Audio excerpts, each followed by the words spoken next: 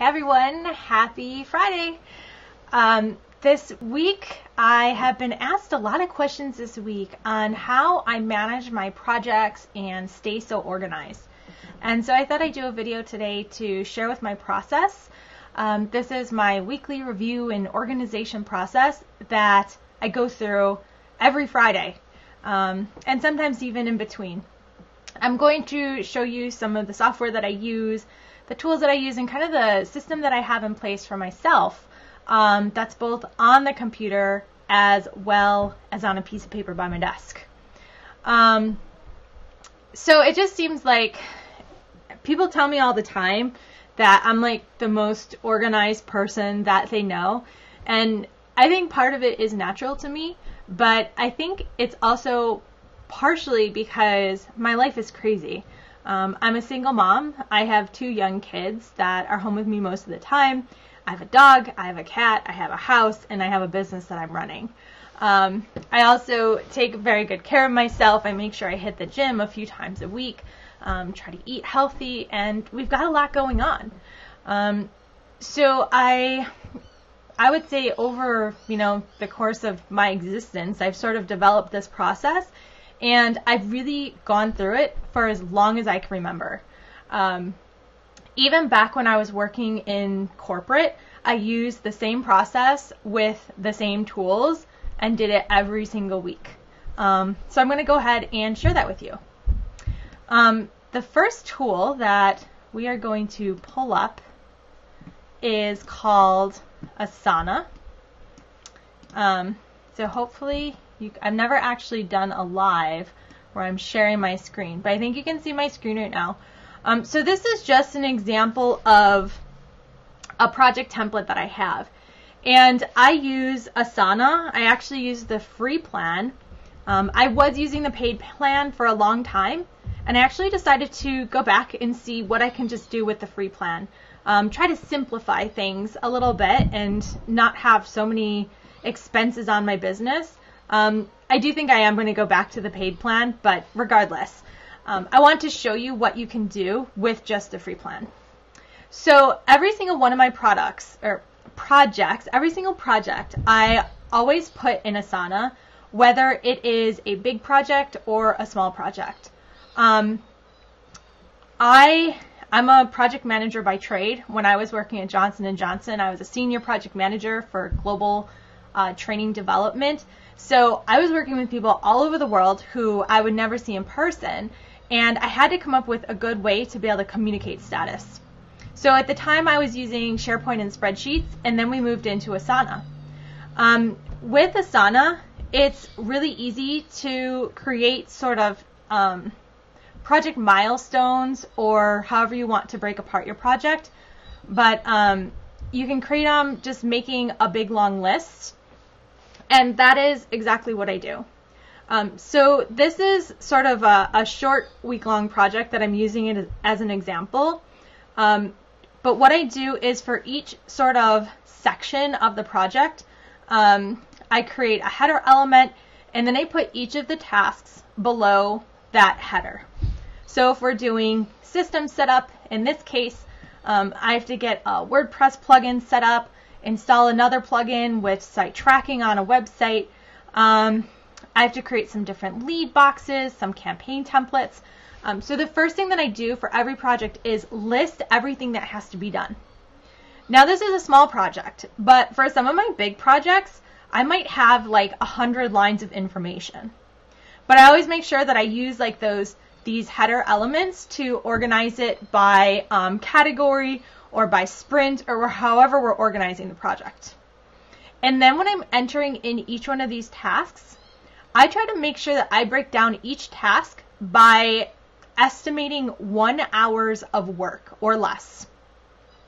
And I'll show you why I do that in a little bit. This can be harder for larger projects. If I have something that's like extending months or weeks, I will go into Asana and I will use the sub bullets here to add in subtasks. But I always want to make sure that my tasks that are listed, or any subtasks, will not take longer than an hour.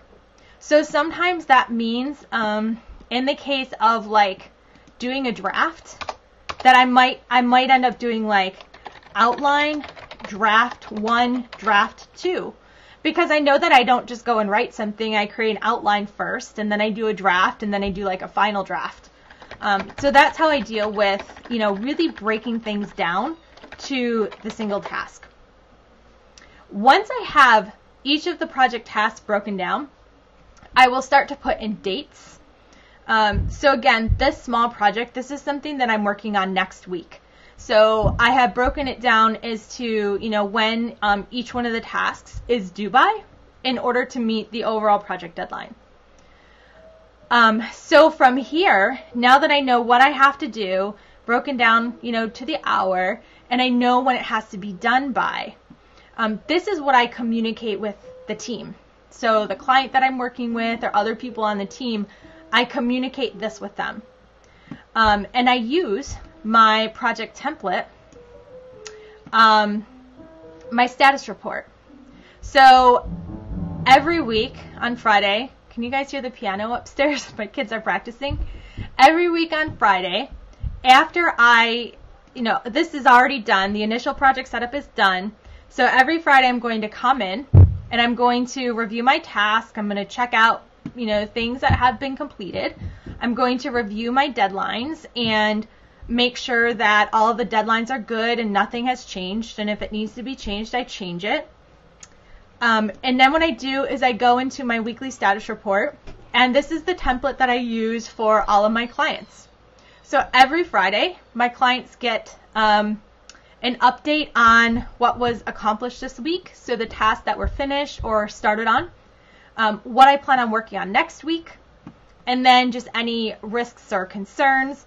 And then what I do is I actually just screenshot this project and I paste it into that document that I share right here.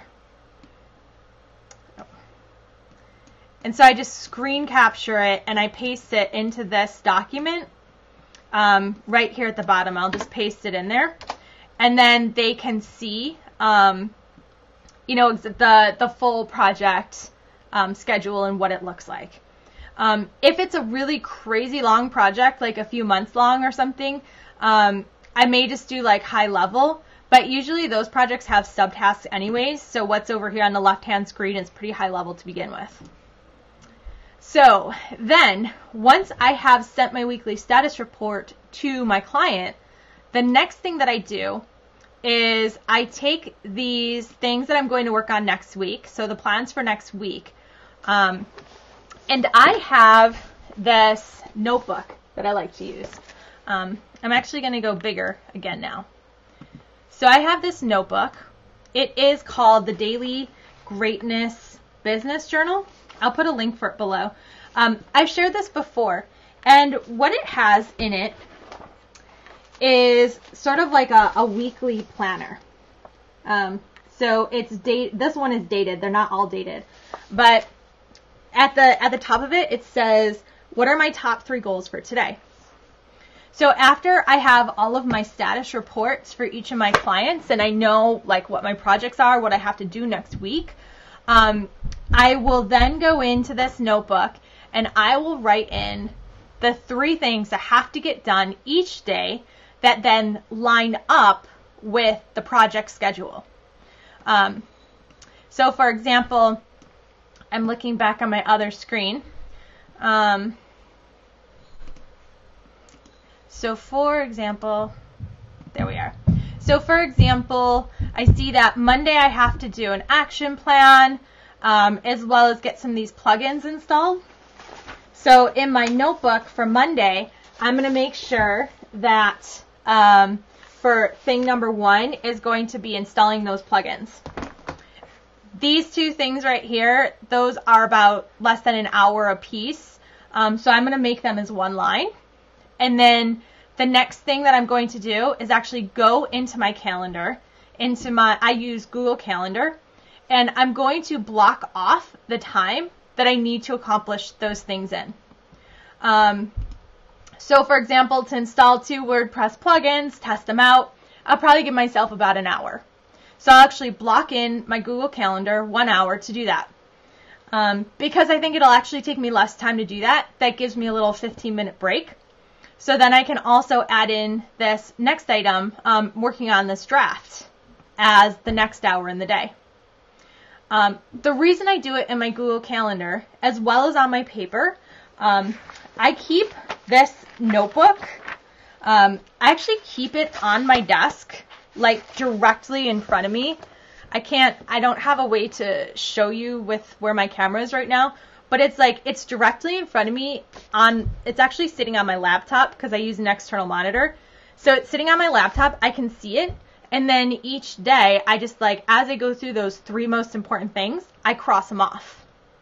And then I have the time blocked off in my calendar just to make sure that, I don't get scheduled for something, or I make sure that I have the amount of time needed to work on the projects, because it's really easy to get wrapped up into something else, maybe my kitchen just needs to be cleaned, but I'll get wrapped up in cleaning my kitchen and then I will forget that I have these tasks to do.